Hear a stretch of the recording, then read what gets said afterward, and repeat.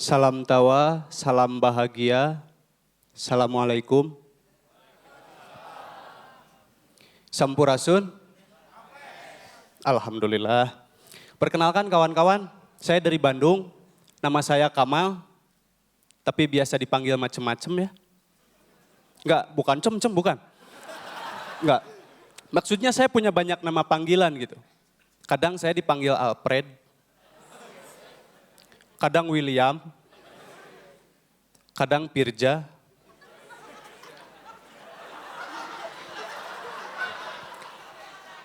Hari Senin itu saya biasanya dipanggil Sigit atau David. Hari Selasa itu biasanya Rangga. Malam Jumat itu biasanya Amel atau Lia. Tapi alhamdulillah kawan-kawan, alhamdulillah saya belum pernah dipanggil KPK.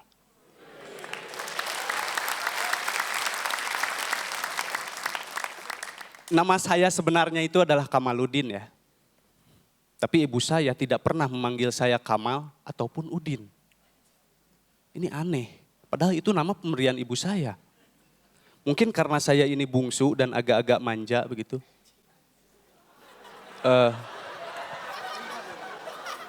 Jadi setiap hari ibu saya memanggil saya itu Dede. Ya gondrong brewokan dipanggil Dede. Dede, bobot siang. Dede, mimi cucu. Dede, itulah ibu saya. Ibu saya begitu, agak cerewet memang. Tapi ya walau bagaimanapun saya tetap menyayangi dan mencintai ibu saya. Boleh tepuk tangan untuk ibu saya. Karena saya yakin ibu saya pun begitu mencintai dan menyayangi dirinya sendiri. Ini kayak semacam narsisius gitu. Enggak, kata seorang sastrawan, apalah arti sebuah nama, gitu kan.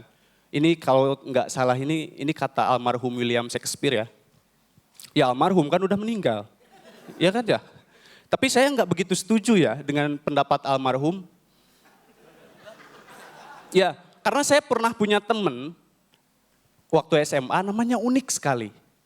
Teman saya itu badannya tegap, wajahnya tegas, pokoknya namanya ini sejalan dengan penampilannya. Namanya ini serius, ini beneran, namanya Perjuangan Hidup Nasional. Ini beneran. Jadi ketika di absen di kelas, Kamaludin hadir, Fajar Nugra manjat.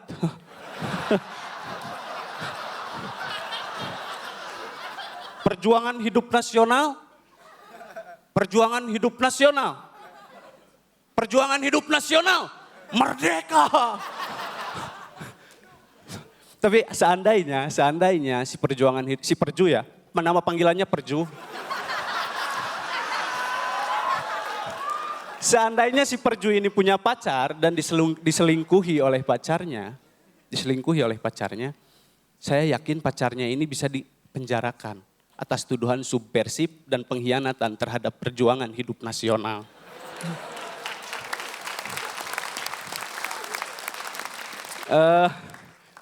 Kawan-kawan, saya ini kuliah di jurusan Bahasa dan Sastra Indonesia.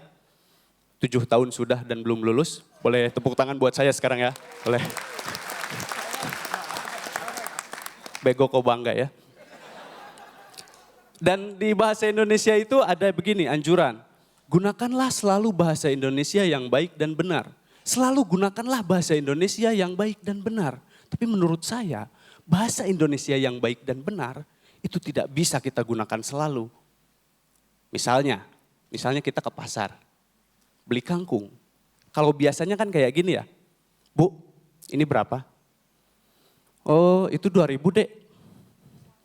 Beli 10 ikat Bu. Oke, selesai sampai di sana. Kita coba pakai bahasa Indonesia yang baik dan benar.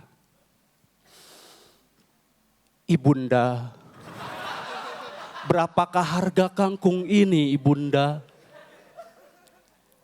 Oh Buyung, harga kangkung itu 2.000 satu ikatnya. Berapa ikatkah yang Buyung inginkan? beri saya 10 ikat kangkung muda ibunda, maka akan kuguncang dunia. Akan kuguncang dunia. Merdeka. Sekian dari saya, assalamualaikum.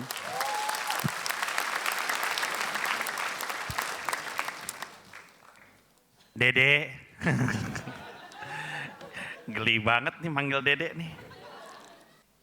Bagus sih, lucu ya lucu, penontonnya seneng. Kalau misalnya ini adalah sebuah kompetisi, bukan kompetisi stand up, kayak sebuah acara stand up night, baik-baik aja sebenarnya gitu. Masalahnya kalau misalkan dijejerin, apalagi sama yang kelompok A kemarin gitu ya, dibarisin, kemudian benar-benar dilihat, diperhatikan, banyak punchline lu tuh tipis banget sebenarnya. Di saat yang lain tuh kelihatan kasarnya ya, kelihatan usahanya untuk nemuin, lu tuh tipis banget, kayak gampang banget nemunya. Nah gua nggak tahu itu apakah karena memang lu jago untuk menjadikan sesuatu yang sederhana jadi lucu, atau emang kemampuan lu cuman di situ gitu. Nah ini kita lihat aja. Moga-moga lolos, dan kalau lolos gue pengen tahu minggu depan hasilnya seperti apa. Kalau ternyata masih kayak sekarang berarti emang tipis aja punchline lu dan lu punya masalah berarti dengan penulisan. Thank you. Terima kasih Bang. Semuanya udah komentari ya, beberapa yang saya tulis sama persis bahwa ini kompetisi, itu yang harus kamu pikirkan. Karena gini, gaya-gaya seperti Anda ini, jadi Anda lu 7 tahun soalnya, jangan-jangan lu seumuran gue. Gaya-gaya seperti Anda adalah gaya-gaya di segmen menengah atas banget.